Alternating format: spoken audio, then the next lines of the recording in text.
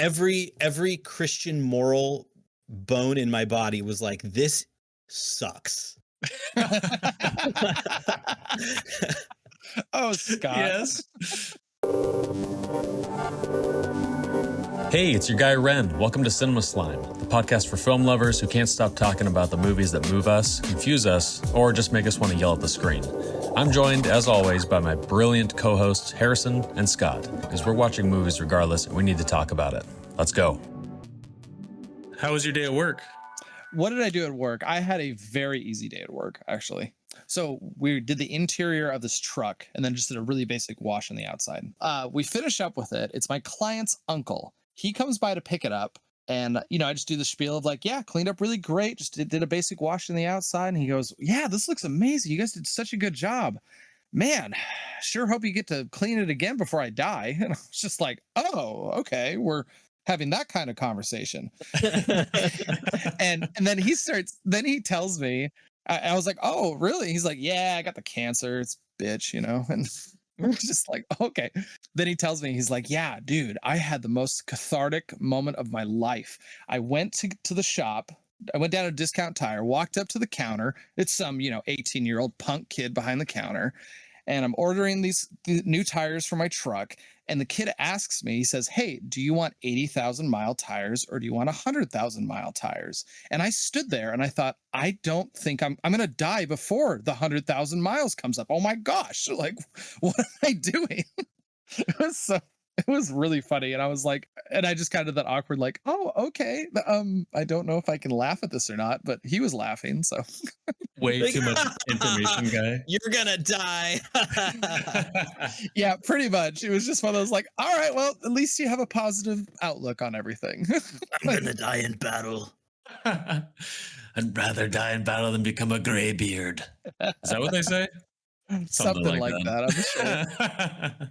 But yeah, that was my work day, and then just a really easy car after that, so I can't really complain too much.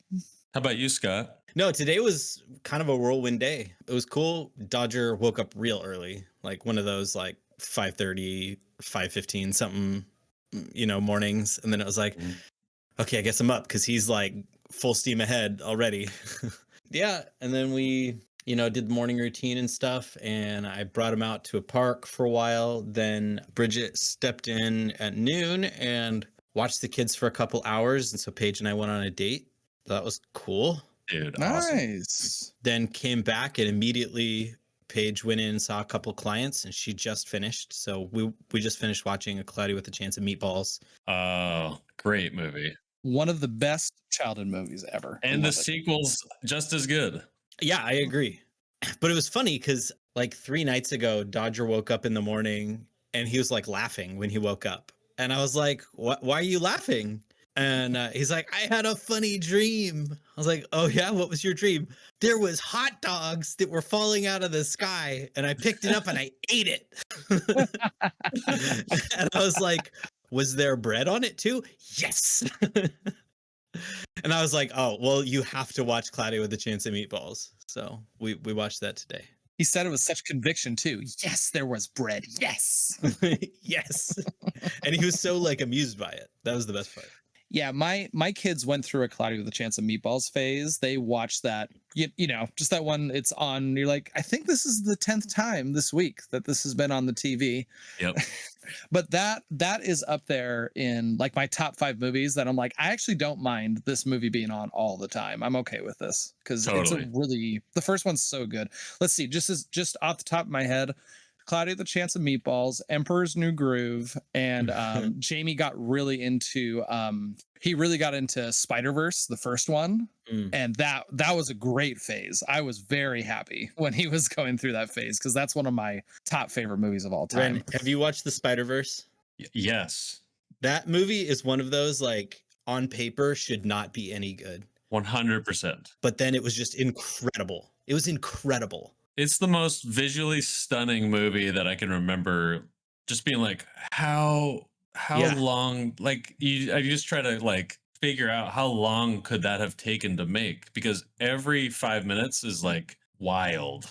wildly styled, and just I just love everything about that. The way that movie looks is insane. Yeah. That movie remains my number one movie that I regret not seeing in the theaters. And I actually remember, I believe it was you, Scott. You actually texted me and you were like, "Hey, we're going to go see Spider-Verse. Do you want to come?" And I couldn't go for whatever reason. And then I didn't actually watch it for a couple years until after it came out. And I was over at Dad's place. Dallin was watching it, and I was like, "Oh, wonder what this is." And this? And I watched it for like 20 seconds, and I was like, "Oh, I'm not going home. Like, I'm sitting here and watching this whole movie." It was mind blowing. I just couldn't believe it. I feel like it was a movie, one of those movies you watch and I'm like, I don't think I've ever watched a movie like this ever in my whole life. It was a really awesome experience. It's one of one until like the second one came out. It's funny, like the second movie is also really good, but in comparison to the first movie, it's not as good. It's weird. The bar was so high. That's the thing. Yeah, the first one set the bar so high that when the second one came out, it's like it's on the same level, but because the bar was so high, you're like, oh, it's just not as more incredible. of the same. Yeah, more of the same. Totally. I could sit down and watch those two movies right now and enjoy every second of it. No, right now we need to talk about a really dark, gritty movie. Yes, we do. Look at that transition. Very impressive. That was a great transition, and the complete opposite of what we've been talking about. So maybe we should just jump in. Yeah. Ren, take it away. For those who haven't seen it, first of all, why would you listen to this episode unless you've seen The Northman? But I'll give you a summary. The Northman is like Hamlet if Hamlet had abs, a wolf mask, and solved problems with axes. Young Prince Amleth sees his uncle kill his dad, steal his mom, so he grows up screaming about revenge and looking miserable for the entire rest of his life. Years later, he goes undercover as a slave to get close to his uncle, falls for a Slavic sorceress, and slashes his way through a hallucinatory, prophecy-filled rampage, all leading to a naked sword fight inside an erupting volcano, because why not?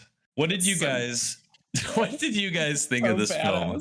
Oh my God. Harrison, why don't you go first? You go first. That line you just said was absolutely incredible. Ending in a naked sword fight in a volcano. I mean, you can't really go wrong with that. Mm-hmm. So when I finished with this movie, I wrote down three things, just like one line to describe the movie. Number one, not enough William Dafoe. Just easily, hands down. When after that scene with William Dafoe, I was like, oh man, I am really excited for more William Dafoe.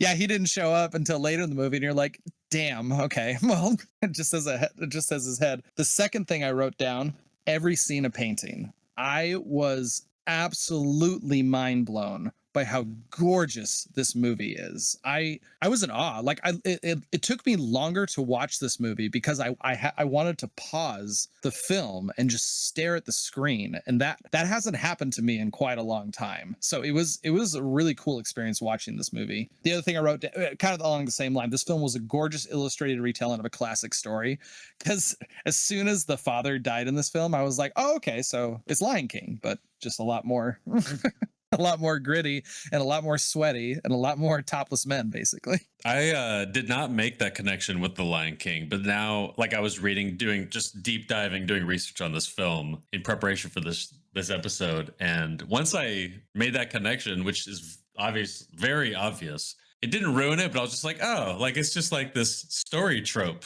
It's just like this pattern. I thought that was amazing, but yeah, and then also the Hamlet cross references, and it's sort of the same thing. But Scott, this is kind of your forte. Did you catch that when you were watching it? Oh yeah, definitely. Yeah, I knew you would. Yeah. So I went into this movie knowing nothing on purpose.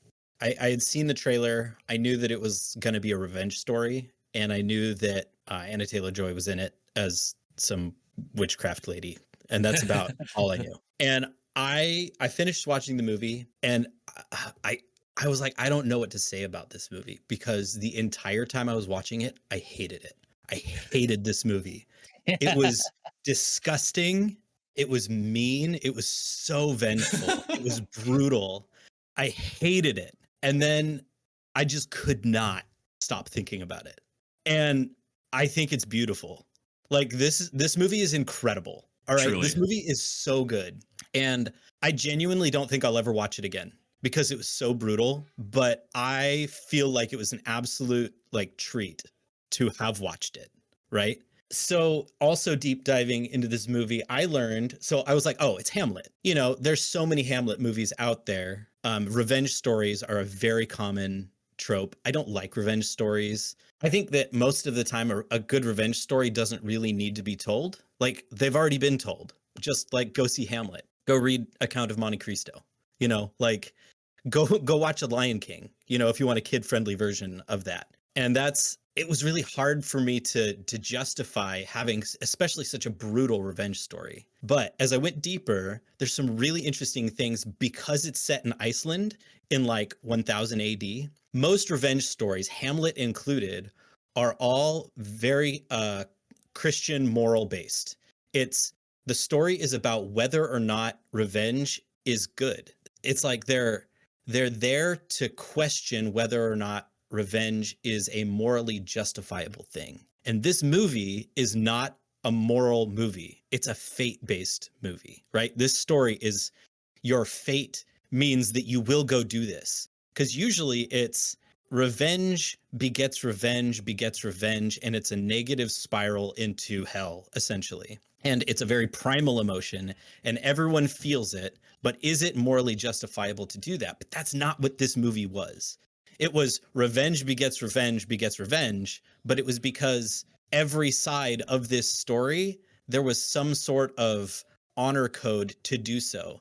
And in the very end, the thing like that I absolutely hated about this movie was that it ended with like, oh, I can have this happy life. I can, you know, go live this life with Olga off the island and have a family and stuff. And he goes, no, it's fated that I need to go do this. Like I was a fool for thinking that this was the right thing to do. And he jumps off and she casts this evil spell or whatever. And then he goes and dies and then rides off to Valhalla to go back with Odin, the, you know, the Everfather or whatever, the Allfather, up through the gates right there, you know? And I was like, every Christian moral bone in my body was like, this sucks. Oh, Scott. Yes. And now as I've been thinking about it for days, I'm like, that was so good. And it was so well told and so not what I expected or wanted that like this hands down goes down in like top 10 favorite films I've ever watched. Wow. And I'll never watch it again. And you'll never watch it again. Yeah. Jump that high up that quick. That's really impressive. That warms my heart to hear that. And I have a lot of similar feelings like when I watched it. So how I got to this movie, I don't remember where I was in a movie theater and I saw a trailer for it like 6 months before it came out. And I was like, holy crap. Like I've never seen like a sick Viking movie. Anyways, I'll go see that. It comes out. I have no idea. And, you know, doing more research, this movie, it didn't bomb, but it like didn't perform well. It barely broke even. It got overshadowed at all the award shows and everything. Dune just like stole the show from anything this would have like won potentially. Dune won that. Robert Eggers is not for a casual audience. He's not. And I had seen The Witch. I had heard good things about The Witch.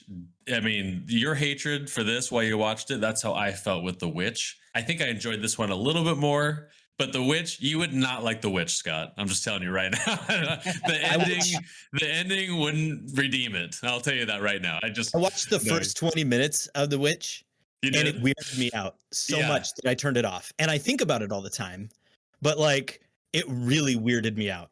Yeah, totally creepy. So time goes on, and this was available on streaming, and I was like, oh, there it is. Hell yeah. And I added to my instant queue, whatever. I got around to watching it. And right off the bat, I was just like, okay, this isn't really what I usually watch, but this seems cool. And I was having a good time watching it. But like you, I just felt like dirty.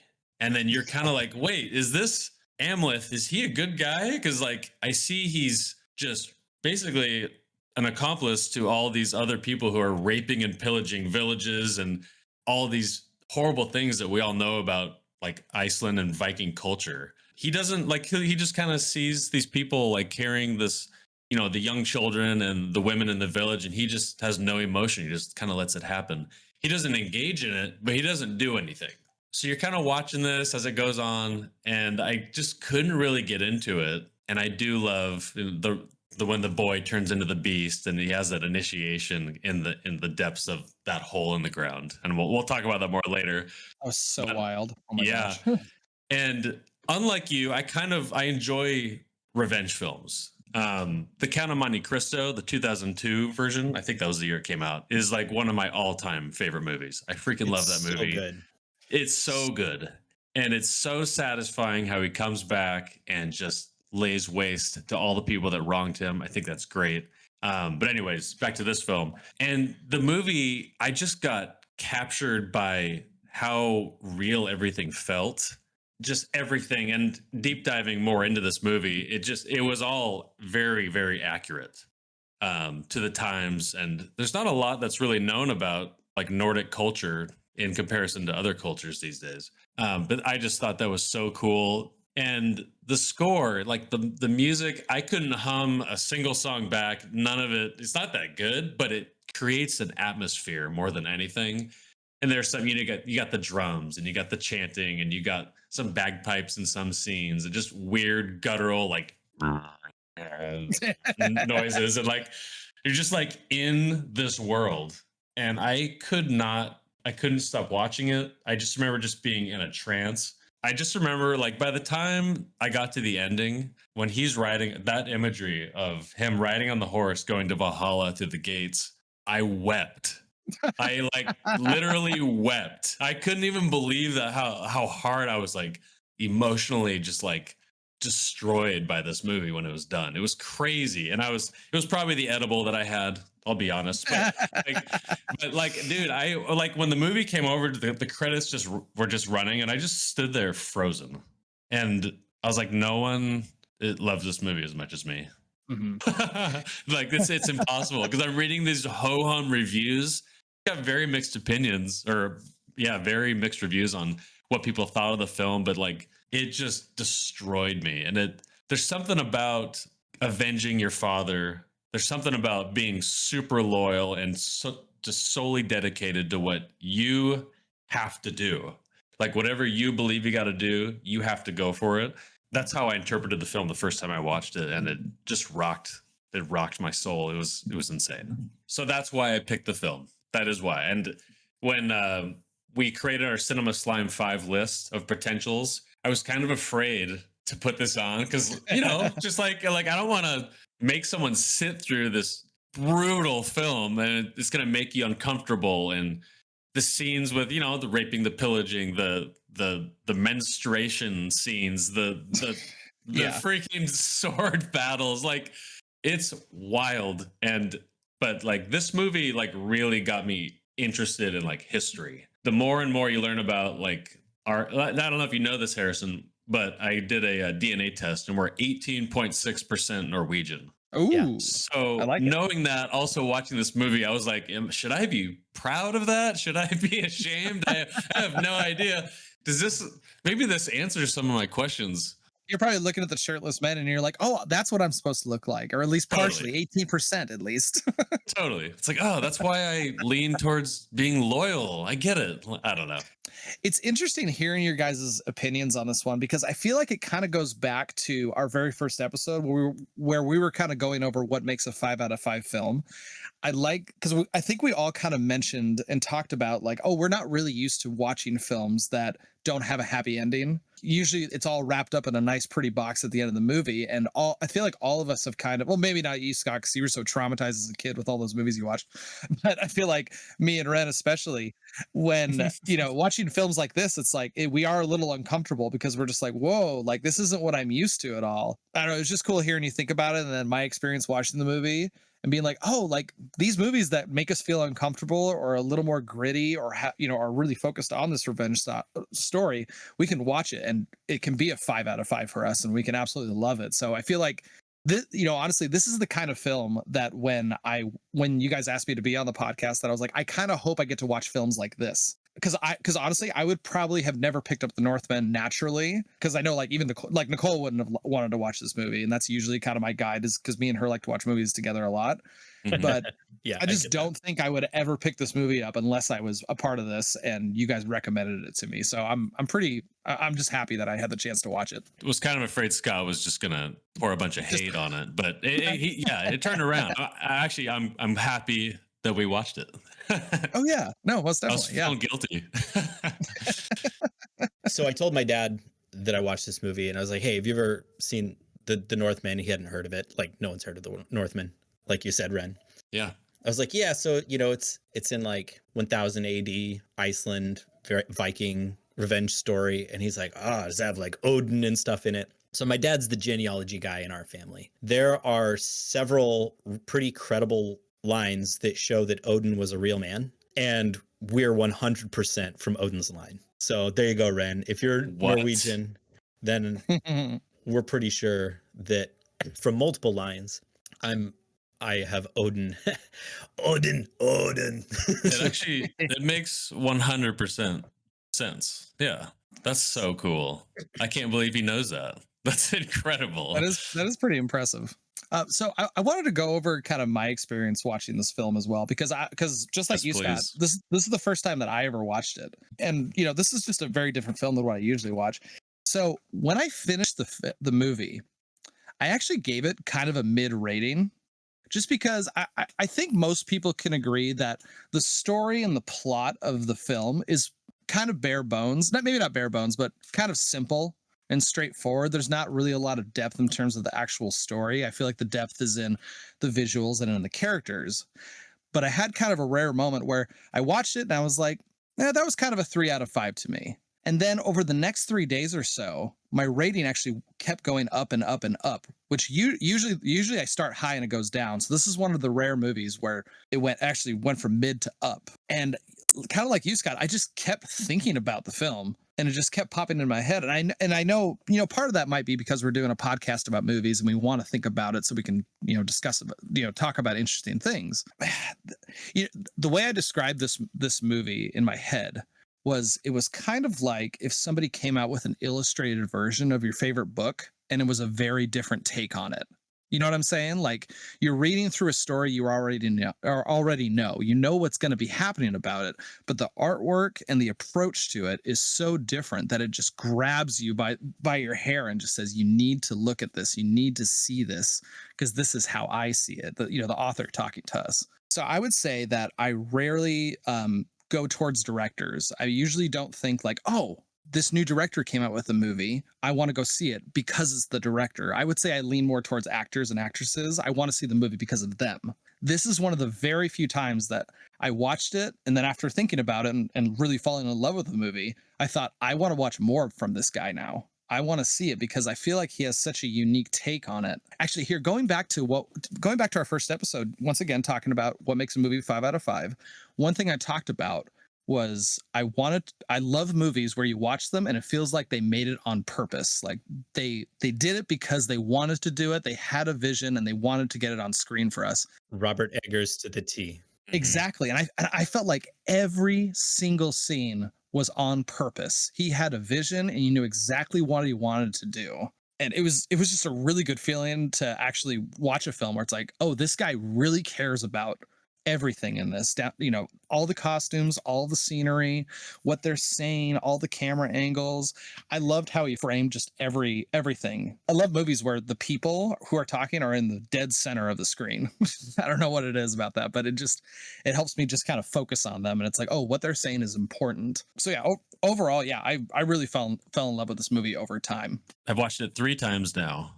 Just taking notes as I'm going along, watching it this time. It's pretty crazy, but Robert Eggers tells you the ending of the movie in the first 7 minutes of this film. There's a scene where the king is talking about Amleth to Nicole Kidman's character, and he kind of mentions, he's like, he's the same age as my grandfather when he took the throne.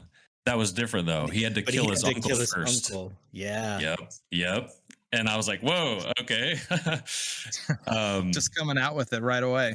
Yeah. And then what I love too, I didn't realize this the first couple times I watched it, but throughout the film in the background, you can see the volcano gradually kicking up more steam as the film goes And just getting slowly bigger. building. Go back and watch it. The volcano gets bigger and bigger. Yep. Yeah, did not catch that the first time. You guys are gonna make me sit down and watch this movie all over again now. We're just talking about how I'll never watch it again. That sounds like such a cool detail to keep track of. Just be like, oh, the revenge, the pressure, the anger that's building up in Amleth is just growing and growing, just like this volcano. Like, oh, that's such a cool visual. I like that idea. Here's a cool thing that I learned in the deep dive. Hamlet was based on an old Danish story called Amleth. So Hamlet is not the original story. Amleth is. Hamlet is named after Amleth. And so this is like a blend of Hamlet, the details of Hamlet with the old Danish, Norwegian like roots brought back. Interesting. That's cool. Okay, so look at these shots right here. All right, these dark yellow firelight shots. Mm-hmm. This is something that I've seen. So the beginning part of Witch, the trailer that I watched for The Lighthouse, which is another Eggers movie, and this movie, I think there's something really interesting and very like 80s filming about the natural firelight and the grainy in shadows. You don't know it's there. Like it makes it feel so earthy and gross. Like turn on some lights. I like gross. That's a great way to describe it. And like color correct your freaking shot, something like that, but he doesn't. And I love that because it makes every time somebody gets punched and bleed, which happens a lot in this movie, it's not like bright red gory blood. That's like real blood. Somebody's actually maimed blood. There's no glorification in any of it. It's like closer to like slasher grungy horror flick kind of visuals where it's like they don't have the budget to do any better, so it has a specific look. But Eggers does have the budget, and he chose to do this look. That was one thing I did notice is I feel like he uses darkness in scenes on very purposefully. I feel like in a lot of other movies, when you're doing shots at night, there's just kind of this blue glow throughout the whole scene, and that's how you can see everything. But I feel like when he was filming these, he's like, no, the light source is the fire, and we're going to use it to its full potential. We're not going to light up the scene so everyone can see it. And kind of like you said, it kind of focuses you in on the scene, so you watch it with real intent. And it also just does add that kind of creepiness vibe because you don't know what's going on outside of the range of the fire. I feel like the word is like primal, because how many times have you guys been outside at night around a campfire and you don't know what's behind you? It's cold, it's in the woods, but you know that the people across from you are this specific color, and it's just so tangible, like it's safe kind of, but it's outside, and so it's not perfectly safe. And this whole movie, there wasn't a single comfortable anything about this movie. It was cold or it was overly sweaty and warm. There was nothing in between. Overly sweaty. I like it. Yeah, he makes some great choices. I love the choice that he makes during all the fighting scenes, and I love how they're slow. Like they could just be like every other movie and it's like fast and the swords, it's really amazing and it looks like unbelievably cool, but he slows it down and it actually like adds, it's more brutal, like it's more powerful, it's more like, I don't know how to describe it. Yeah, it adds weight to every strike. I just thought that was a great choice because it'd be so much easier to like have it super choreographed and make it, like Star Wars Episode 1. Like when I first saw it, I was like, holy cow, this is mind blowing how they're fighting so quick. But he chooses to not do this, and it makes it feel way more realistic, which is just, that's his thing. And then one thing I noticed was all of the imagery. Like there's a scene where, when he's about to drink the vision mead and go down, and he looks down at the ladder going down into the depths. He's got to go into the belly of the beast to face his fears and become a man. And he's faced with that choice, and he does it. And I love that scene. And he's just prove to me you're a man, and he belches, and then he just rips like the greatest fart you've ever heard, and then they just go into this fumigation room and they're hallucinating. And then this scene, this image that I have up right now, this scene blew my mind because he's looking at the camera, then he looks down, and then it pans down to his feet, and you see that he's about 20 feet above the ground. And then it pans all the way down, full 360 degrees upside down. It's disorienting, and then it comes right to his dad's face. It's such a good shot, by It's the way. unbelievable. That got me every time. And then it goes into his chest, and you see, I think it's just his family tree. There's like the lineage, but he Yes. just sees this vision of the ancestors that went before him. And then he sees himself, his dad, and then he sees himself. This vision that he has is so real to him that it just propels just everything that he has within him to fulfill the prophecy that is. I think his dad actually kind of gives it to him. He says, if I ever die, you have to avenge my death. So he kind of puts this idea into it. He puts this idea into his head, and he fulfills it. Kind of brainwashes him in a way, but it's amazing. I love the detail in this scene when it's going up the tree that you can see the bodies like starting out decayed, absolute bones, gaining a little flesh, Older getting and older. younger and so on and so forth. Then it gets up to him at top. I thought that was a really cool addition. This specific shot, I'm sorry, I have to interrupt for this specific shot with him eating the snow, because he just went through this you're a man initiation phase, and he comes out and like life is so good, and he immediately goes back to being a kid. Yep. And then he gets ripped out of it. Oh yeah, no, absolutely torn away from him with the death of his father. That was a real roller coaster of emotions going through this. I think we're kind of in the middle of this. We're kind of talking about the ooziest scenes, the ones that stuck with us, and because this is definitely one that really hit me because of how bizarre it was. That contrast of going into this initiation mode, coming out, being a kid, and then all of a sudden it's just like his whole world changes within I don't know, maybe an hour or two.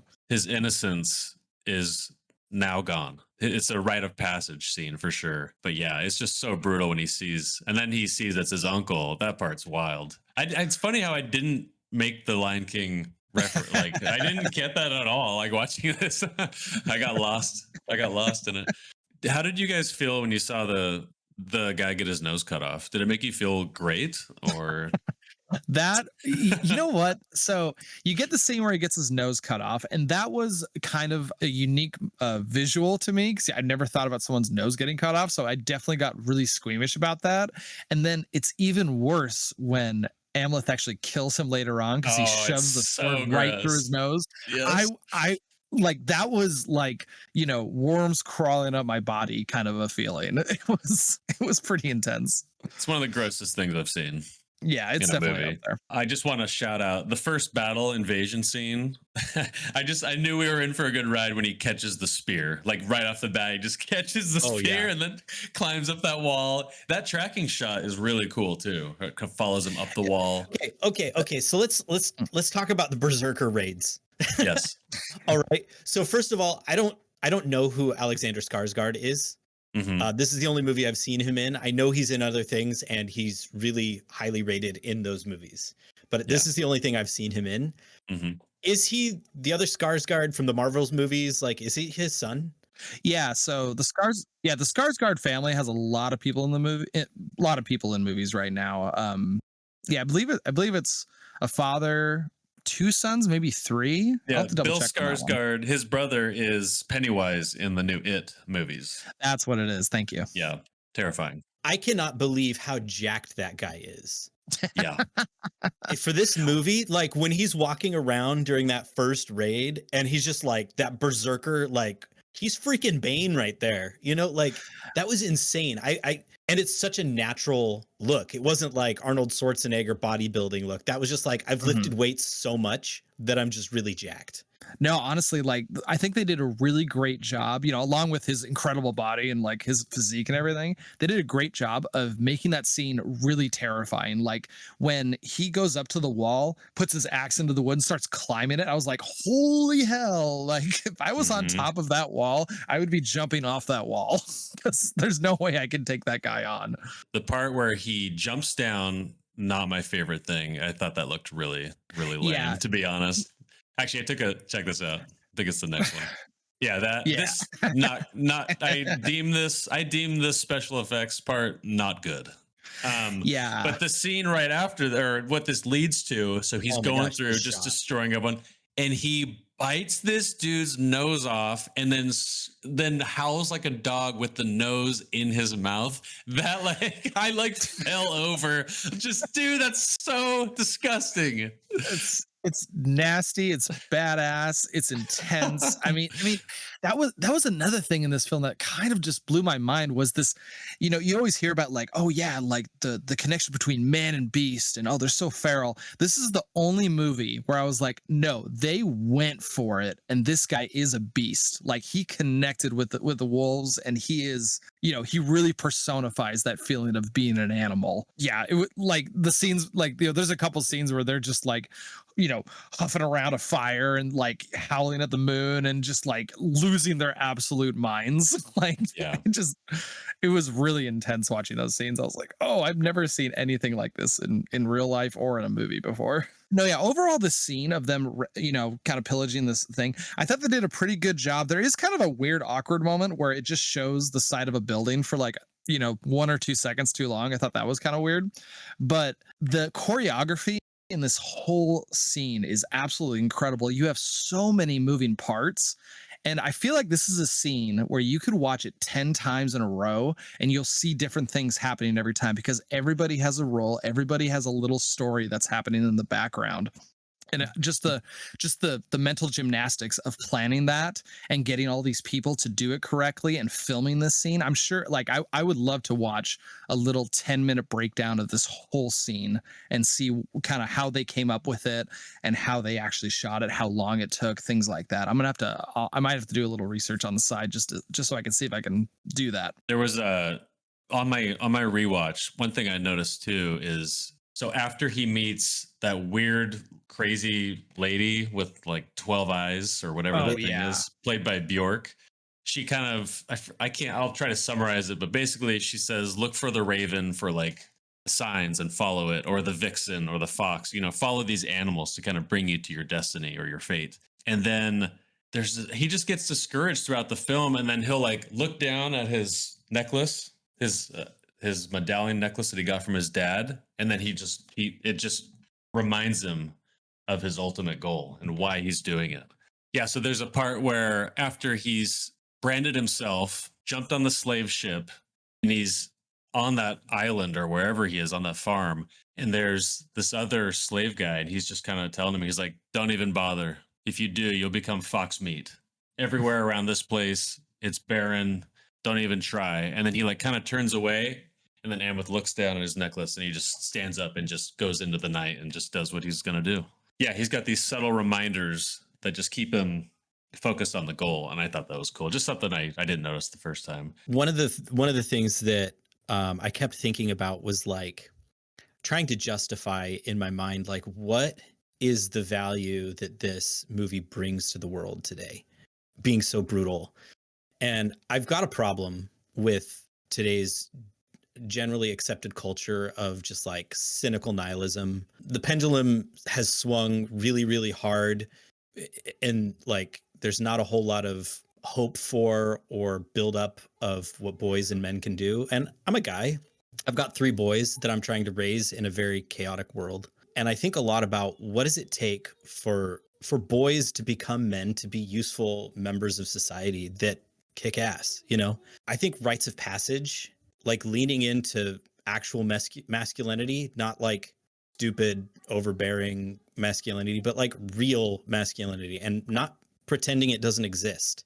This movie is an extremely exaggerated version of what real masculinity looks like. It's insane. I have really mixed feelings about how brutal this movie is, but I think that there is some really important lessons in what makes a strong man a strong man. I don't have the answers at all, but it's something that I've been thinking a lot about. Like, why does that scene where they go down into the depths and he has his rite of initiation to become a man and he becomes this beast, why is that important? And I think it is.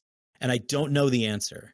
I think that I have to lean into that a little bit more until at least I have some sort of an internal answer of how can I take the lessons from these older cultures, especially like knowing that this is my family history's ancient culture. what are the good parts that I can pull from this and apply to my current day? What is my family's heritage, and what's worth keeping and what's worth leaving behind? And like, not to get too serious about this, but like, that's my life. I'm a dad of boys, you know, like I got to know. Just so you know, I'm imagining all your boys burping in your face and farting so you can initiate them into being a man. So I have a question for you guys, and you don't have to get too personal about it, but I was really curious. Have you guys ever felt the feeling of revenge? Have you ever had that in your heart or in your mind ever before? Because I was watching this film and I was having a hard time kind of connecting with Amleth because he's so focused on revenge. And part of the reason I realized was like, I don't think I've ever really felt that. I feel like, I mean, maybe a little spiteful towards people who've wronged me, but I've never, no one has killed my father yet. And I'm like, I need to kill them to avenge his death. That's never happened to me in my life. But I was just curious, like I said, you don't have to get too personal, but have you ever had the feeling of revenge in your life? That's a great question. I'll go first, but I have had that feeling of getting it, and I got it, and it wasn't satisfying. So there you go. Yeah, like I actually felt worse after I got my revenge, quote unquote. But yeah, that's a really good question because, well, there's so many universal aspects of the story that we all connect with.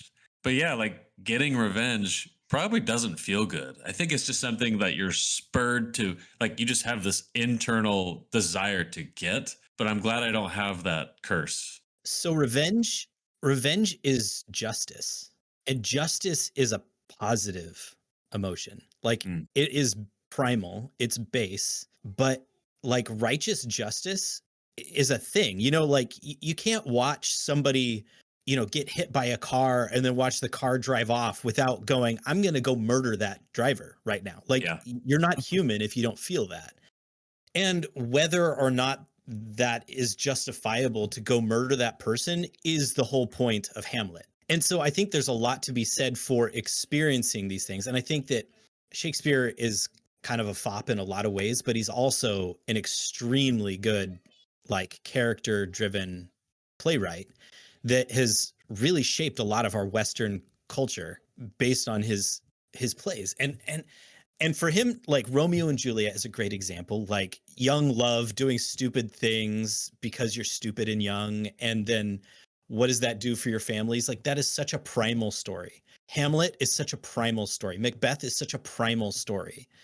And the way that he captures them so simply in his plays means that we can take those themes and lessons and apply them to our lives. And that's why Shakespeare has continued to be so influential, even though his plays are kind of silly or weird in a lot of ways.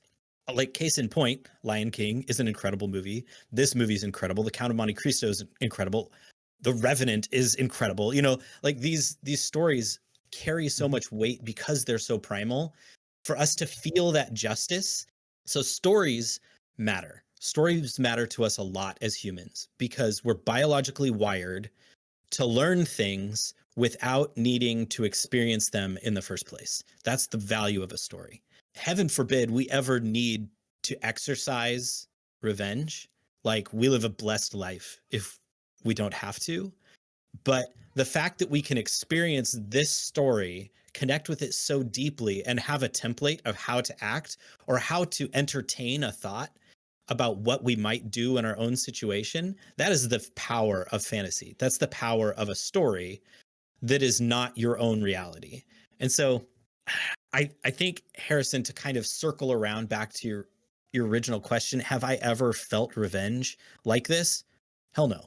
But at the same time, I'm glad that I saw this so that if I ever have to have revenge, I at least am not totally swimming in the deep end without any frame of reference.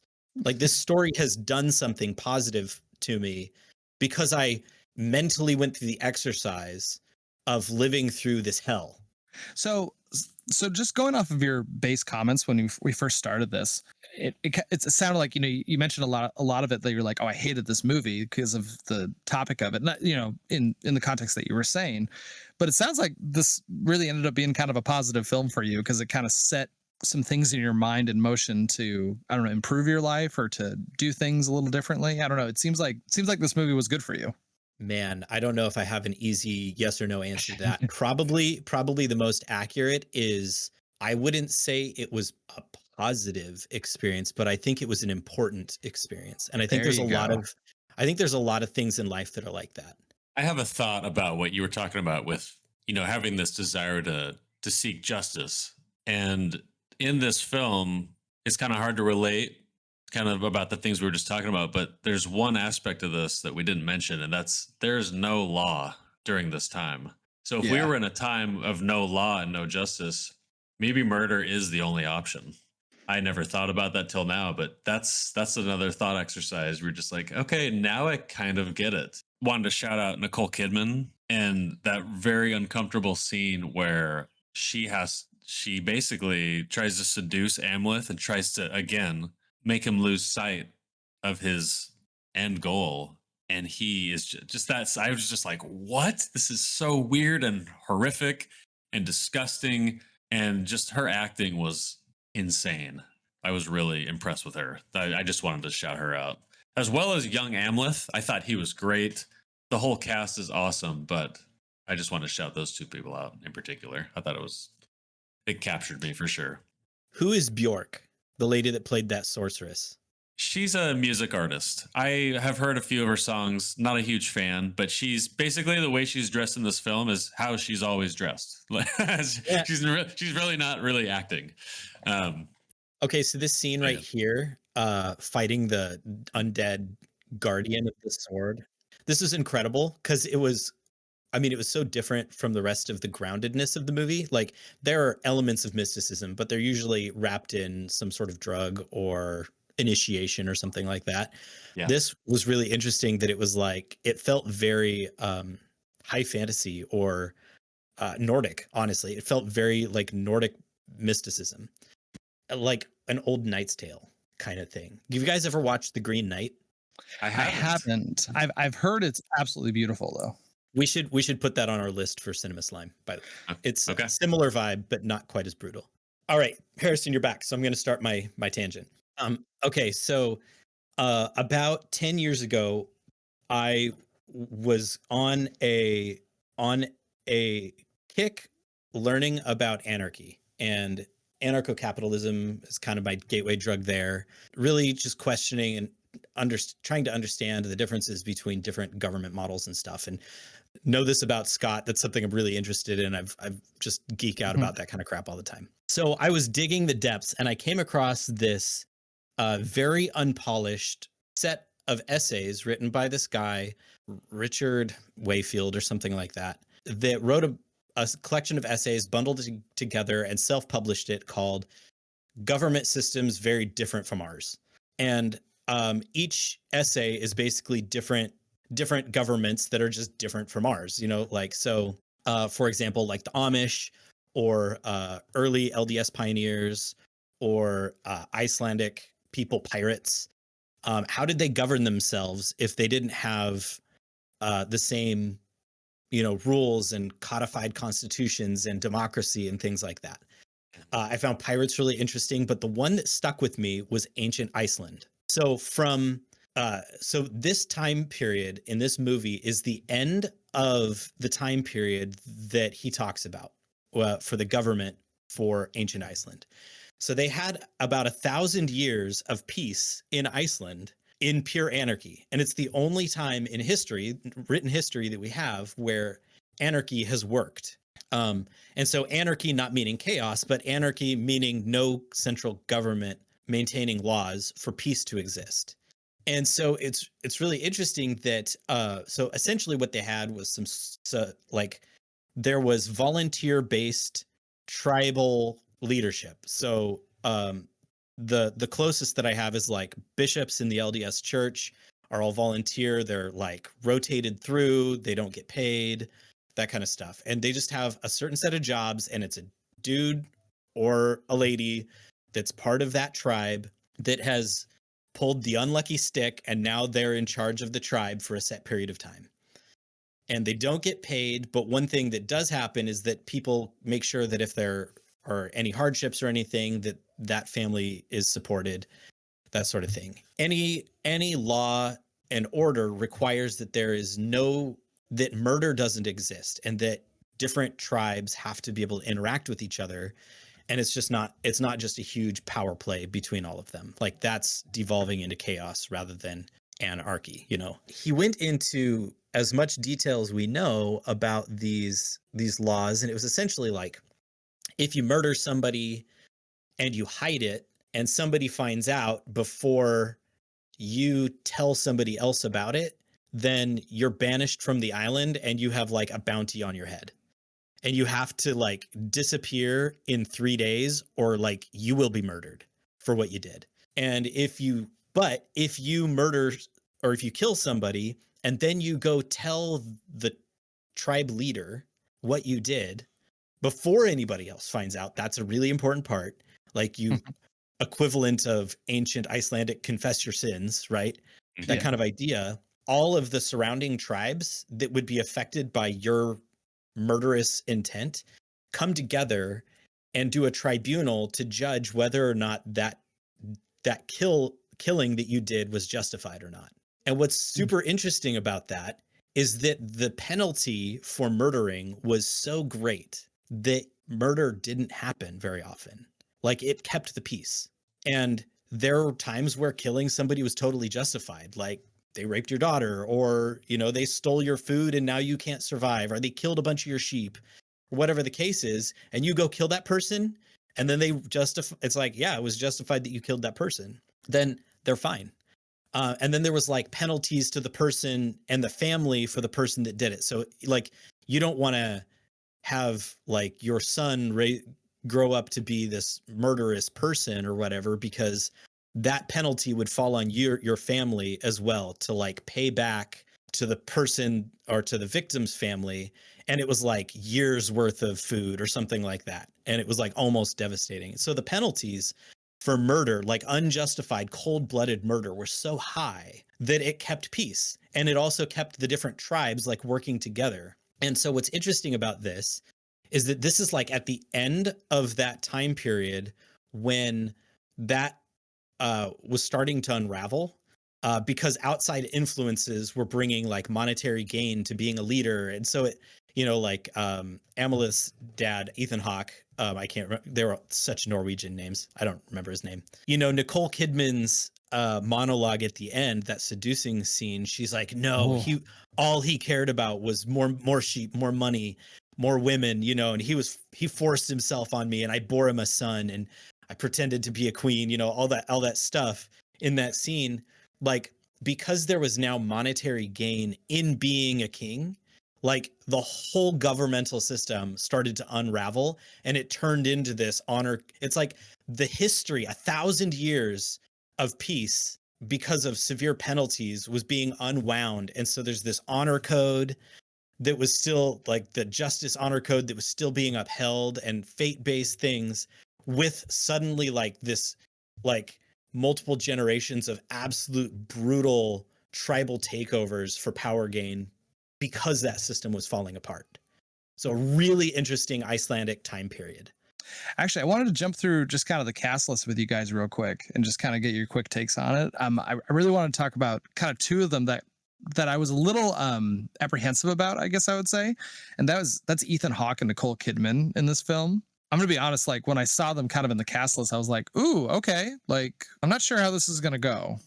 Like, I don't know what it is, especially Nicole Kidman. That was the one that I was like, I don't know. I feel like, I don't know if she's, you know, I don't know. I don't really imagine her being in a Viking film or anything like that. But honestly, for me, like Ethan Hawke playing his Amleth's father just blew my mind. I thought he did an absolutely incredible job. The only other thing I've ever seen him in was Gattaca. And he's such a different character in that movie. I've never seen him in Gattaca, but I have I've seen him in other things, and just the contrast between, you know, the characters I've seen him in. I believe, he was in Training Day, and I've seen that one. You know, just the contrast between those two is pretty great. I don't know, like you guys, did Nicole Kidman like take you out of the film at all? Like, because I've read a couple of reviews where I feel like people were like, yeah, as soon as Nicole Kidman popped up on the screen, I was like, oh, okay, like what's going on here? Well, the most inaccurate thing of the film is that Botox didn't exist when this movie takes place. So that did take me out, but I didn't like her until that scene where she seduces Amleth, because that was shocking. And I was like, oh my God, like she's horrible. Yeah, She's a horrible person. She's a lot of scary. intense whispering. A lot of intense whispering. Yeah, and she's kind of not a mastermind behind the scenes, but like kind of pulling strings and whispering into certain people's ears, and that where she is telling Amleth, she was like, "I was laughing," and yeah, what you said, Scott, all he cared about was whoring and silver or whatever she was talking about. That part's wild. I did see if in a note someone made that if you go back and watch that scene, you can actually hear her laughing as he's running away from the village. When he gets in the boat, you can actually hear her laughing. I thought that was interesting.